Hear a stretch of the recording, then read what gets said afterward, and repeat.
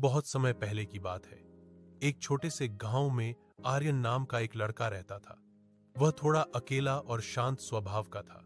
उसका सबसे बड़ा शौक पुरानी अजीबोगरीब चीजें इकट्ठा करना था।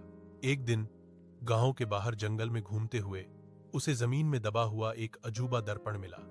यह न तो सोने का था, न ही चांदी का, बल्कि एक गहरे अपरिचित धातु का बना हुआ था और उसके किनारे अजीब आकृतियों से सजे थे। आर्यन ने उसे साफ किया और उत्सुकता से उसमें देखा। उसे अपनी परछाई नहीं दिखी।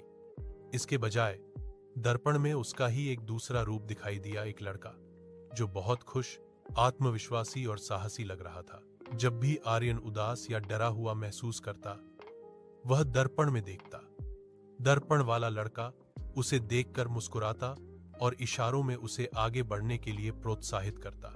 शुरुआत में आर्यन बस देखता था, फिर धीरे धीरे उसने दर्पण वाले लड़के की तरह काम करना शुरू कर दिया। जब भी उसे किसी से बात करने में डर लगता, वह खुद से कहता, दर्पण वाला आर्यन तो यह कर लेता। समय के साथ आर्यन को एहसास हुआ कि वह अब डरता नहीं है। वह अब लोगों से बात करता था, नए दोस्त बनाता था और मुश्किल काम भी आसानी से कर लेता था। एक सुबह जब उसने दर्पण में देखा तो वहां केवल उसकी ही सामान्य परछाई थी। आर्यन समझ गया, दर्पण ने उसे कोई जादू नहीं दिया था।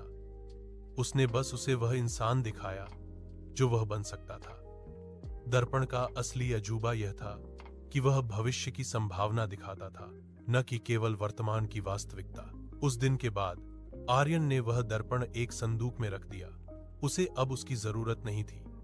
उसने जान लिया था कि सबसे बड़ा आत्मविश्वास बाहर की किसी चीज में नहीं, बल्कि अपने अंदर होता है।